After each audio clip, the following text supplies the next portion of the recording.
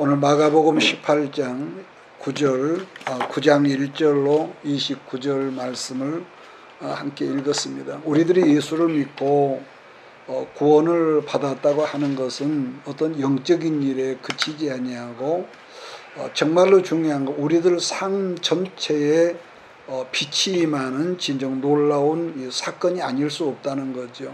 그러니까 사람들마다 내 마음 내 생각이 가는 대로 살고자 하는 욕심으로 말미암아 우리는 뒤틀러져 있고 삐뚤어져 있던 뭐라 할까요? 그 혼돈된 어떤 것들이 치유되는 놀라운 경험들을 우리가 뭘로 치유하느냐? 복음을 통해서 우리가 이렇게 변화되고 내 안에서 치료되고 옛날 내 마음껏 성격도 막 거침없이 본성에 의해서 우리는 그렇게 이 짐승처럼 이렇게 할 때가 있었단 말이에요. 자, 그러므로 이 복음이야말로 우리 인생 가운데서 최고로 복된 소식이 아닐 수 없다는 점을 우리가 보면서 마가복음 9장 1절로 3절을 같이 읽으면서 마가복음 9장으로 들어가겠습니다. 또 그들에게 이르시되 내가 진실로 너에게 이르노니 여기 서 있는 사람 중에는 죽기 전에 하나님 나라가 권능으로 임하는 것을 볼 자들로 있느니라 하시니라. 엿새 후에 예수께서 베드로와 야고보와 요한을 데리시고 따로 높은 산에 올라가셨더니 그들 앞에서 변형돼서 그 옷이 간치가 나며 세상을 빨래하는 자가 그렇게 쉽게 할 수 없을 만큼 매우 희어졌더라. 2절 말씀을 보면 엿새우라는 말씀이 있거든요. 그렇다면 그 엿새 전에는 무슨 일이 있었더냐 이렇게 한다면은 그것은 지난 시간 우리가 살폈던 예수님께서 가이사랴 빌립보의 어떤 마을을 한 길을 지나면서 제자들에게 물었거든요. 사람들이 나를 누구라고 그러니? 그랬더니 제자들이 하는 말이 어떤 일은 세례 요한이라고 그러고 또 어떤 사람들은 엘리야 또 구약에 활동했던 여러 선지자 중에 한 분이 나타났습니다라고 말했더니 예수님은 길을 가다가 멈추시고 나서 제자들에게 물었다고 그랬습니다. 그러면은 너희는 나를 누구라고 생각하니? 이제 그랬다는 거 아니겠습니까? 그랬을 때에 베드로라는 이 제자가 거의 100%짜리 대답을 이렇게 했거든요. 예수님이 너무 기뻐하셨죠. 그런데 예수님은 그 말 끝에 십자가에 이제 얼마 있다 죽으실 것을 제자들에 드러내놓고 말씀하니까 제자들과 더불어서 베드로가 그동안 자기들 마음에 숨겨두었던 본색을 들으면서 절대로 그럴 수 없다는 이 말을 여러분 기억할 거예요. 이제 그러한 일이 있었던 엿새우라고 보라는 것이죠. 자, 그러면은 가이사랴 빌립보 지역의 사건 앞에는 또 어떤 일이 있었을까? 눈먼 소경이 점진적으로 예수님이 안수를 받았지만은 점진적으로 치유되어서 나중에는 밝게 보는 사건이 있었단 말이에요. 여러분 그래요. 제자들이나 마지막 시대를 살아가는 여러분이 나나 뭐가 있냐? 우리들 역시도 그 소경처럼 한꺼번에 우리가 예수님을 알게 되고 한꺼번에 우리 믿음이 크게 폭발하듯이 자라는 것이 아니라 마치 우리 아이들처럼 점진적으로 자라간다는 말씀을 여러분 기억할 줄 압니다. 이제 그런 점에서 복음서는 뭐라고 할까요? 마치 길들여지지 않는 들짐승과 같은 제자들 그리고 우리들이 점점점 우리가 신앙으로 닦아지고 말씀이 들어가고 우리는 그전에는 기도하지 않아도 살아간 전혀 지장이 없었단 말이에요. 그런데 말씀이 우리 안에 들어오고 또 기도하고 그러면서 예수가 알아가면서부터 뭐가 있습니까? 한꺼번에 안 되고 조금씩 점진적으로 예수를 닮아가고 예수를 이렇게 알아가고 그래서 어떤 사람들은요 옛날에는 거친 사람이었는데 오랜만에 만나고 보니까 정말로 달라졌다는 것을 우리가 보게 된다는 거죠. 자, 그래서 오늘 본문에서는 예수님 베드로, 야고보 또 누굽니까? 요한을 데리고 높은 어떤 산으로 가셨다고 그랬는데 그곳에서 오늘 본문에서 변화되었다 했는데 성경은요 말씀하기를 뭐라고 합니까?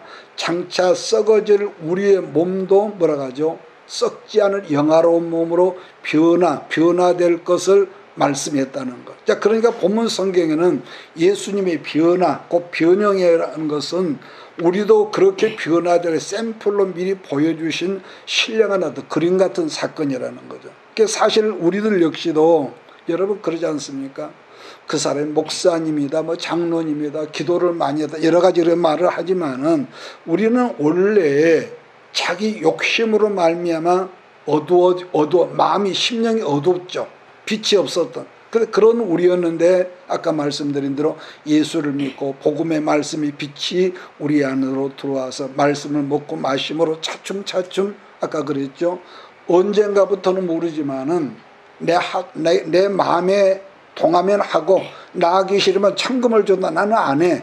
이런 지가복음으로 살다가 죽을 수밖에 없는 우리였는데 어느 순간에 말씀이 우리 안에 들어오면서 내가 이래서는 안 되지. 그러면서 뭐하죠? 그래서 우리 안에 속사람이 변하니까 표정도 변하고 말투도 변하고 그의 사람의 눈빛도 변하고 이런 우리가 변화되어 간단 말이지 지금. 그러니까 이러한 변화를 사도 바울은 갈라디아 성경에서 말하기를 그리스도로 옷 입었다는 것으로 표현을 하거든요. 갈라디아서 3장 26절을 제가 읽을까? 아니, 우리 같이 한번 읽읍시다. 갈라디아서 3장 26절.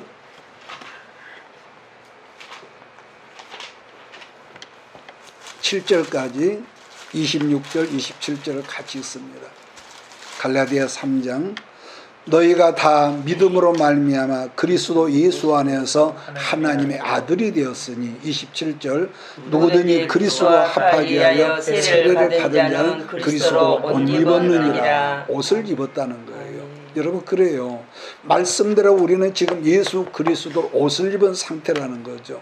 따라서 우리들이 예수를 믿음으로 구원을 받았다고 하는 것은 예수님의 의롭다는 칭의를 받은 상태로 머물러 있는 것이 아니라 그리스도를 점차 닮아가는 과정, 곧 성화를 통해서 아까 그랬죠. 옛사람의 모난 인격, 모난 성격. 우리는 거죠. 어떤 사람 공부를 많이 했다. 그러면 굉장히 그것이 어떤 인품인 줄 알지만은 지식으로는요, 성경 뭐랍니까? 교만하게 될 뿐이라는 거. 그래서 우리 속 사람이 복음으로 말미암아 변화되고 인격이 성숙되어야 한다는 것을 전제로 말하는 것이고, 또 우리들이 천국에 들어갈 때나 혹은 우리가 모르죠. 이 땅 우리가 육신이 살아있을 때에 예수님께 이 땅에 강림하셨을 때에 성경 뭐랍니까?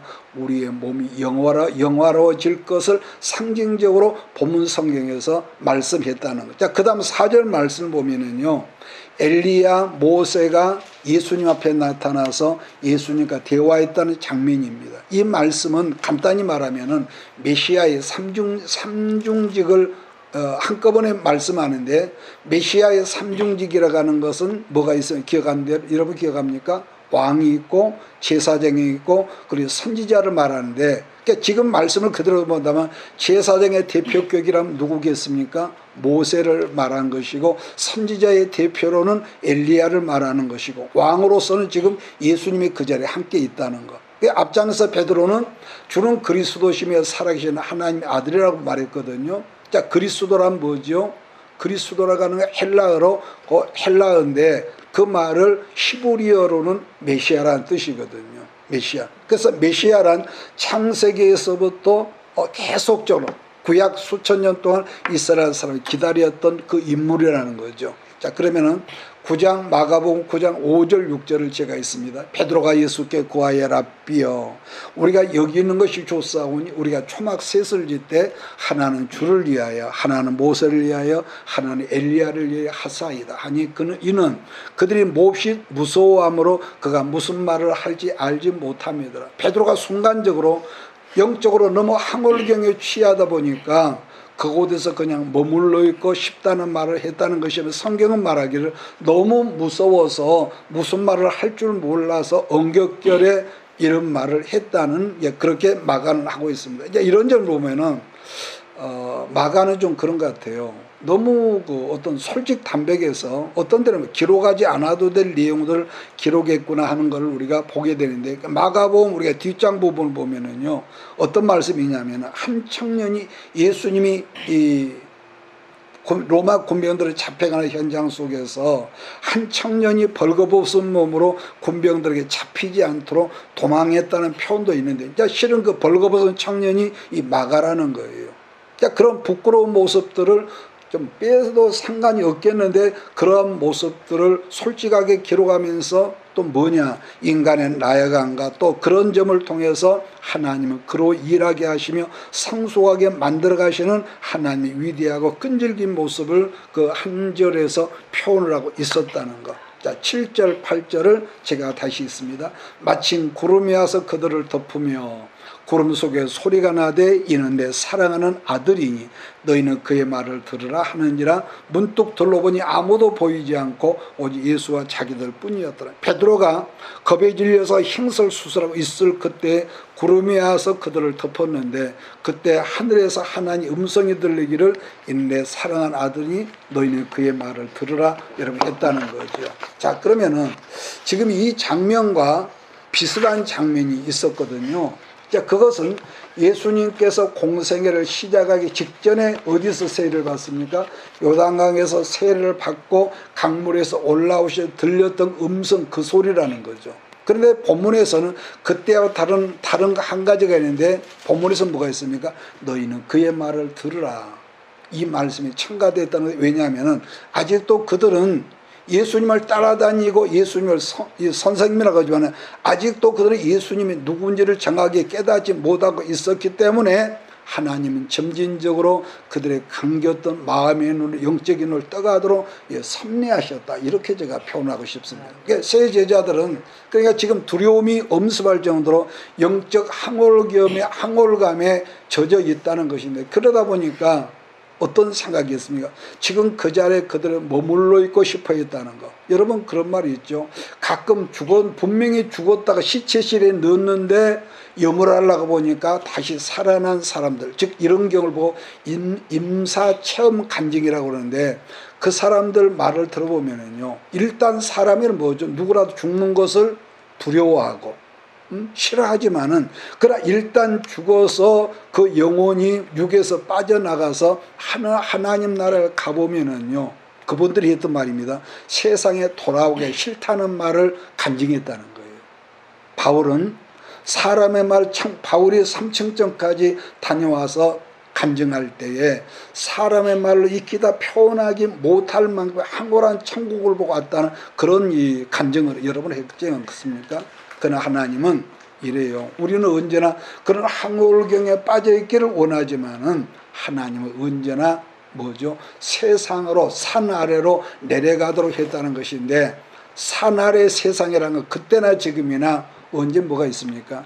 육신으로 살아가는 세상 난리법석이지만 그런 세상으로 예수 믿는 자들, 여러분 성령 받은 사람 내려가서 빛과 소금으로 살라셨다는 거죠. 자, 그럼 그 복잡한 현장으로 우리가 한번 같이 내려가 보겠습니다. 14절 18절입니다. 마가복음 9장 같이 읽습니다. 예, 그들이 제자들이 와서 보니 큰 무리가 그들을 둘러싸고 서기관들이 그들과 더불어 변론하고 있더라. 온 무리가 곧 예수를 보고 매우 놀라며 달려와 변론하거늘 예수께서 물으시되 너희가 무엇을 그들과 변론하느냐? 무리 중 하나가 대답하되 선생님, 말 못하게 귀신 들린 내 아들을 선생님께 데려왔나이다. 귀신이 어디서든지 그를 가며 거꾸러져 거품을 흘리며 이를 갈며 그리고 파리에 지는지라. 내가 선생님의 제자들에게 내쫓아달라 하였으나 그들이 능히 하지 못하더이다. 여러분, 이 지금 이 상황을 간략하게 설명하자면, 귀신이 들렸던 아이의 아버지가 예수님에 관한 소문을 듣고 그 현장을 찾아왔지만 예수님은 거기 없었고, 그 대신에 예수님의 제자들에게 귀신 들린 자기 아들을 부탁을 했지만 아무런 효과가 없었다는 거예요. 자, 그런데 제자들은 우리가 성경을 이미 권능을 앞전에 전도하러 갈 때 권능을 받았었고 귀신을 내쫓은 그런 경험들이 있었지만은 그때는 되는데 지금은 이상하게 안 된다는 거 아니겠습니까? 자, 그러다 보니까 그 자리가 많은 사람이 있었고 큰 구경거리가 되었다는 걸 상상해 볼 수가 있는데, 게다가 항상 누가 있습니까? 경찰들처럼 자기들을 항상 예수님을 쫓아다니고 감시하는 누가 있죠? 율법학자나 바리새인들이 그들 곁에 있으니까 얼마나 구경거리가 되고 너희들은 뭐 얼마나 비평과 조롱을 했겠냐 말이에요.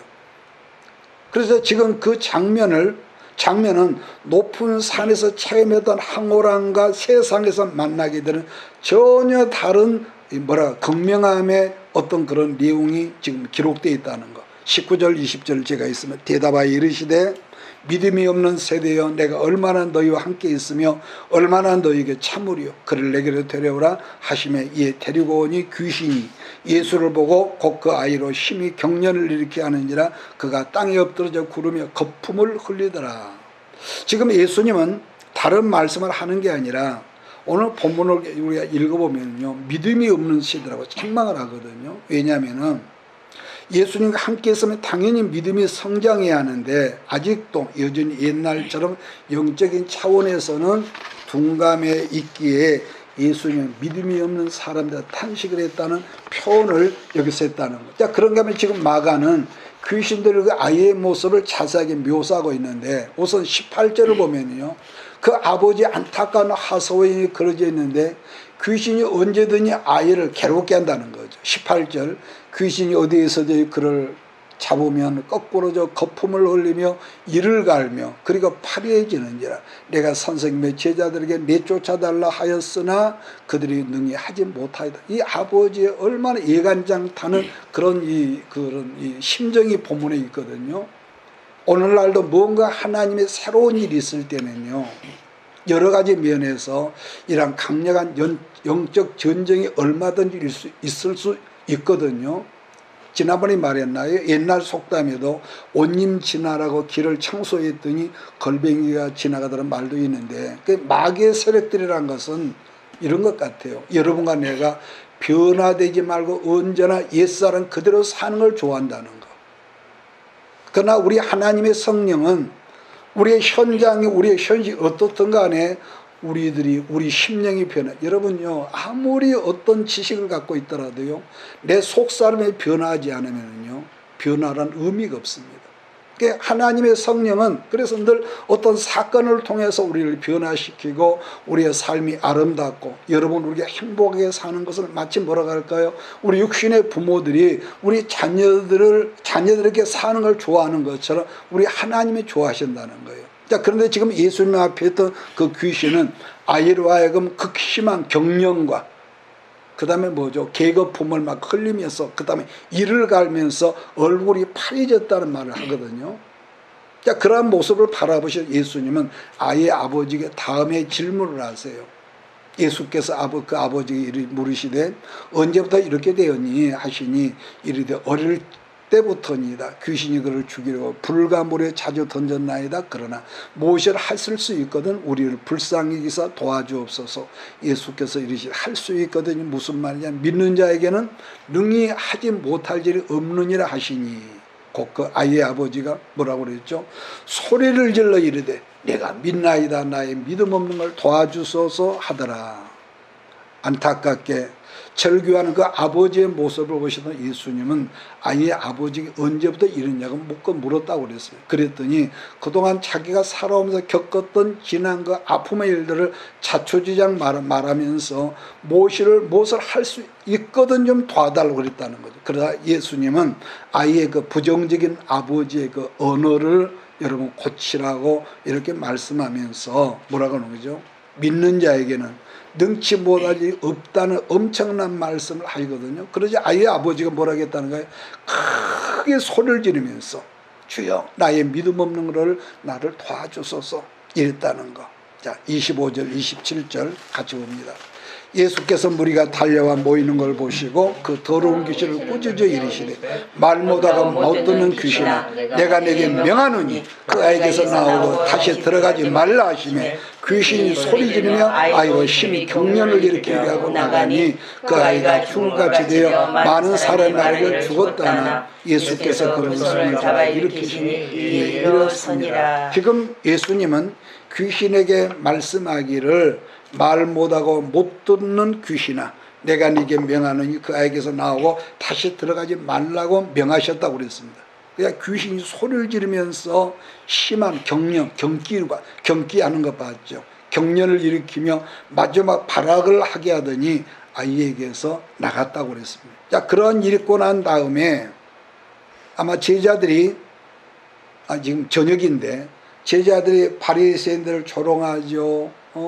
율법학자들을 비평하죠. 자, 그런 속에서 얼마나 머쓱하지 않았겠습니까? 왜냐하면 얼마 전에 전도대로 나갔을 때는 자기들도 분명히 귀신을 쫓았었는데 왜 오늘은 귀신이 나가지 않는 걸까요? 이러면서 예수님께 정말로 진지하게 질문을 했을 거 아니겠습니까?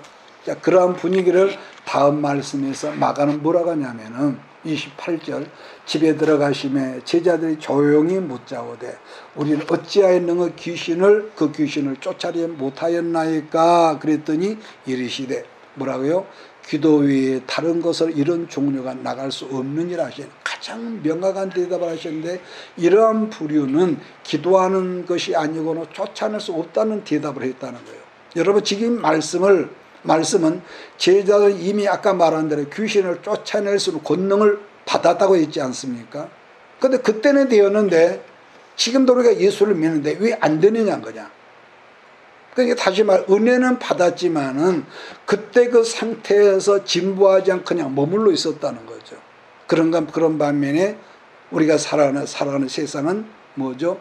점점 악해지고 악한 영들은 발아가는데 문제는 우리들 믿음의 상태가 진보하지 않고 그냥 그대로 안주하면서 현상 유지하면서 머물러 있다면은 우리가 아무리 예수를 믿는다 해도 어떤 역사가 일어나지 않는다는 그런 뜻이거든요. 자, 그렇기 때문에 우리의 믿음도 여러분요 더 간절해지지 않고 그냥 교회에 나가 주일날 예배 드려 이것 외에 그러니까 우리 예배를 드려도 간절한 사모함도 없고 돈 없는 것을 우리가 막 신경 쓰더라도 믿음 없는 것을 그런 게 없단 말이에요. 그러다 보니까 더 믿음이 성장하지 않으면은 그전에는 되었을지라도 지금은 그게 먹히지 않는다는 것인데 왜냐하면은 내가 악한 영들과 싸울 만한 영적인 무장이 지금 되어 있지 않단 말이에요. 그때는 되었는데 그러므로 여러분요 말씀을 끝내겠습니다. 옛날에 받았던 그 은혜, 내가 그때는 정말로 내가 뜨거웠다 그런 간증한 사람이었는데 여러분요 옛날에 받았던 은혜를 지금 써먹으려 한다면은 우리는 마귀 역사에 판판이 깨지고 부끄러움을 당할 수밖에 없다는 그런 말이거든요. 그래서 우리들은 지금 이런 말씀을 보면은 정말로 문제가 되는 것은 지금 자라나고 있는 어린 아이들이나 청소년 세대들이 정말로 문제라는 거예요. 왜냐하면은 그 아이들보다 더 문제라는 것은요, 그 부모들이 더 큰 문제라는 것은 부모된 기성세대 우리들이 영적인 무장이 점점점 되어 있지 않은 거야. 점점 되어 있지 않아. 그냥 오직 한다면은 오직 우리 아이들이 공부 잘하는 거, 나무 애들보다 더 잘하는 거 이것만을 가르치거나 또 부모로서 좋은 것 먹이고 좋은 옷 입히고 좋은 환경을 만들어주기만 고민할지언정 아이들의 영적인 상태는 전혀 안중이 없다 보니까 결국은 자녀들 영적인 상태 열매들 나중에 부모된 사람들이 다 먹을 것이라는 거예요. 이건 여러분 전혀 틀리지 않을 것이는. 어쩌면은 오늘 여러분들도 본문에 나타나는 아이와 같은 그런 일은 뭐 우리와 전혀 상관이 없다고 생각할 수 있지 않겠습니까? 여러분 그럴까요? 한 걸음 나가서 오늘날 하나님의 수많은 교회들도 종교적인 열심 어떤 그런 것은 행위는 있을지라도 본문에 나타나는 영적인 일에는 전혀 관심들이 점점점 교회가 없어 한다는 거예요. 3일 예배도 없지요. 새벽 예배도 여러분 기도도 점점 없어집니다. 그러다 보니까 오늘날 자라나는 청소년 세대들은 어떤 귀신에 잡혀 있느냐. 스마트폰이라는 이 문명의 이기에 붙들려서 마치 본문에 귀신들의 광기에 사로잡힌 아이처럼 아이들이 멀쩡한 내 아이인데도 점점 아이들이 거칠어지고 점점 사나워지지고 난폭해지다 보니까 요즘 아이들 어떤 말을 부모가 인상을 쓰며 해주어도 아이 스스로가 컨트롤하지 못하는 그런 시대라는 거예요. 근데 본문 성경에서 예수님 벙어리 되고 귀먹게 하는 귀신하면서 귀신을 쫓아냈다고는 다르게는, 그러다 보니까 진리를 아무리 착하고 좋은 말을 할지라도 말하지도 못하고 진리의 말씀을 할지라도 들리지 못하게 하는 이 귀신이라는 뜻인데, 한마디로 뭐냐, 소통이 일절 안 되게 하는 스마트폰이라는 이 귀신을 사로잡힌 시대가 바로 이 시대라는 거예요. 자, 그러다 보니까 분명 내가 낳은 내 자식이지만은 아이들이 크면 자랄수록 부모와 자식의 관계가 더 깨어지고 뒤틀러져서 나중에 어쩔 줄 몰라 하다가, 어떤 부모들은 그런 아이들을 억지로 교회 예배 시간에 질질 끌고 나온다 하지만은 그런다고 되겠냔 말이에요. 더 큰 문제는 뭐가 또 있냐면은, 이미 하나님의 교회들 영적으로 무뎌져 있어서 거기에 아무런 대화도 역할도 하지 못하는 예수님의 제자들의 모습이 오늘날 이 교회의 이 구성원들의 모습이라는 거예요. 성령의 역사 그러면은 초대교회나 있었지, 방언도 그때나 있었지, 오늘날 그런 건 없어졌대요. 이걸 노골적으로 공부를 많이 한 사람들 그런 말을 해요. 그러니까 그러한 모습을 보셔도 예수님은 탄식을 하면서 뭐라고 했다는 거예요? 믿음이 없는 세대들이라고 장탄식을 하셨다는 말씀인데, 예수님 말씀하시기를 언제까지 내가 너희와 함께 있어야 하느냐. 그러니까 그동안에 보십시오. 수많은 성경 공부도 했어. 구역예배도 드렸어. 또 착한 일을 해야 한다, 선한 일을 해야 한다고 해서 교회에서 홍보도 자랑도 했지만은, 그럼에도 영적으로 사람들 칭찬받는 일을 했을 영적으로 자라지를 못해서 믿음이 자라지 않는 우리 시대 모든 신앙의 사람들을 보시면서 예수님은 탄식했다는 그런 여러분의 해석이 되는 것이죠. 그래서 지금 이 세상은 보십시오. 점점 악해지고 있는데도, 그러니까 공부를 못하는 옛날에는 무식해서 악하다고 그래요. 요즘은 공부를 많이 하고 지식이 많다 보니까 악한 것도 더 잔인하게 악랄하게 악해지고 있는데도, 하나님의 교회는 여전히 옛날에 한때 받았던 그 은혜로만 버틴다는 그 모습의 성령께서 우리 시대의 교회를 향해 안타까워하신다는 거죠. 그래서 오늘 말씀을 듣는 여러분들의 자녀들이 만에 하나라도 본문 성경 아예 같은 발광하는 모습이라면, 어떤 보여지는 문제, 느껴지는 문제 때문에 아파하거나 그러지 말고 자녀들을 위해서 깨어 기도하는 엄마 아빠 여러분이 되기를 예수 이름으로 부탁을 드립니다. 이것을 절대로 간과해서는 안 됩니다. 그러니까 내가 깨어서, 저번에 그랬나요? 여러분과 내가 깨어서 울면서 기도하지 않는다면 하나님 어느 경점에 가서 여러분 모두를 엄청 아픔의 사건을 통해서 타의에서 울어도 해결되지 무서운 현장에 두실 것이라는 말을 지난 시간에 했던 것 같아요. 왜냐하면 예수님은 기도 외에는 이런 부류들을 내쫓을 방법이 없다는 거예요. 여러분, 우리가 지난 3년여 동안 코로나 때 모든 교회 이 교육기관들이, 또 일반 학교에서 교육기관들이 어떻게 합니까?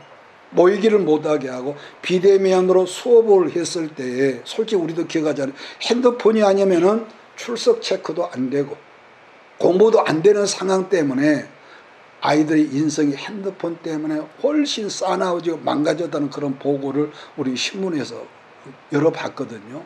따라서 영적으로 깨어있는 부모들은 아무리 스마트폰을 절제를 시키고 막는다고 할지라도 세상이 그런 쪽으로 흘러가니까 우리 아이들을 산속에 홀로 키울 수는 없는 거 아니겠습니까? 시대가 그러니까. 그렇다면은 어떻게 하느냐? 방법은요, 아직 우리 아이가 어렸을 때부터 다소, 언제가 그랬나요? 집안에서 한 사람 정도 아이가 무서워하게 하는 사람 한 사람 있어야 한다고.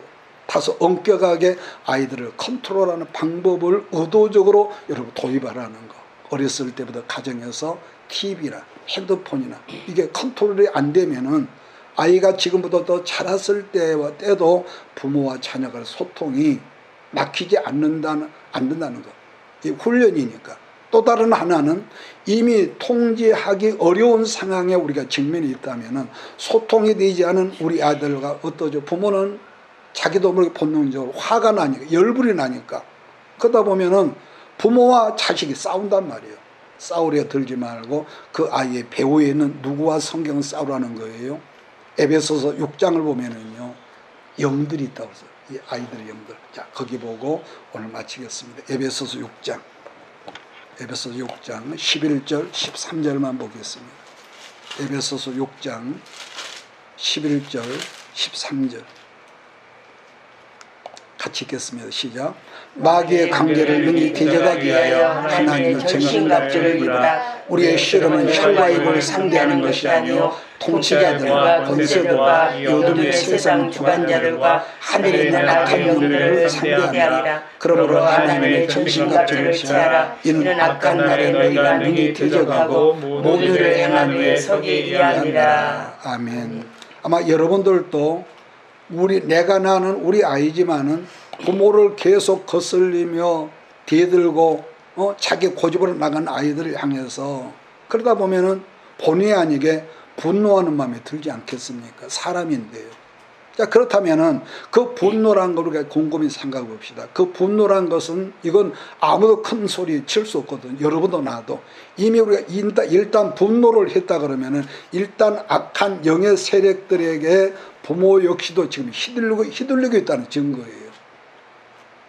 이런 문제들은 누구나 체험을 했겠지만은 사람이 일단 분노를 하게 되면은요, 악한 영들은 자기들 뜻대로 부모든 여러분과 나를 아주 쉽게 악한 사람으로 드라이빙하고 있다는 것을 잊지 말라는 거예요. 잊지 말라는 거. 만약에 그렇게 된다면은 아이들과 관계를 더 끊어놓게 되고 더더욱 소통이 안 되어서 어떤 말을 해줘도 아이가 안 들리게 하고 또 안 보이게 하고 소통 자체를 못하게 단절시키는 지름길이 되어질 수 있는 것이 바로 혈기, 분노라는 거예요. 그러므로 우리들이 지금 싸우려 하는 적의 실체를 바르게 알고 우리를 힘들게 하는 적이 저 사람이 아니라 저 사람이라 우리가 진정 대적할 적이 누구인지를 바로 알고 우리가 말씀 안에서 전력을 바르게 세워야 귀신의 영들, 배후의 영들을 이긴다는 것인데 예수님 말씀하기를 그게 기도하는 것이라고 말씀하셨다는 거예요. 그래서 아무리 강한 나라, 아무리 모든 게 풍부하고 넉넉한 가정 경제를 이루는 여러분과 나라가 할지라도 우리는 뭐죠? 이게 어떤 분노를 품고 대적하다 보면은 아군끼리 싸운단 말이에요. 분명히 총은 적군에게 쏴야 하는데 분노가 나면 아군끼리 서로 싸우는 내분이 생긴다면은 어떻게 되죠? 적군을 저절로 승리하게 만든다는 점인데 그걸 옛사람들은 어부질이라 해요. 어부질이. 우리는 대부분 우리 모든 교회들이 다 그래. 나도 그렇고 말씀 성경 말씀 하지만은 우리가 알고 있는 성경 지식으로는요, 아무리 성경을 달달 66권을 암송으로 한다 할지라도 여러분 이것은 안 됩니다.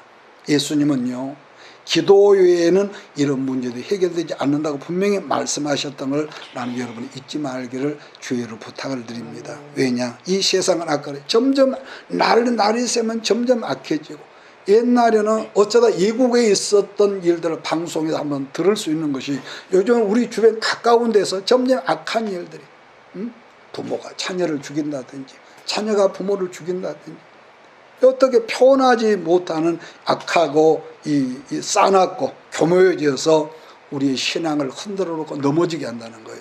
그래서 마지막으로 정말 당부할 말씀은 아무리 치밀하게 마귀들이 우리를 공격한다 할지라도 정말로 중요한 것은 여러분하고 내가 우리들이 예수님의 은혜 안에 넉넉한 은혜 안에만 있다면은 싸움 자체가 안 되는 거죠. 그렇지 않겠습니까? 싸움 자체가 그래서 항상 기도하는 여러분, 기도하는 우리 모두가 되어서 교회나 가정이 어차피 세상은요, 세상이라는 바다는 파도가 있을 수밖에 없습니다. 그러잖아요. 그래서 늘 점검하면서 우리의 신앙이 흔들리지 않고 우리 자녀들을 아직 기회가 있을 때 항상 기도로서 영적인 것들을 무너뜨릴 수 있는 권세에는 우리 모두가 대할 줄 믿습니다. 기도하겠습니다. 이것이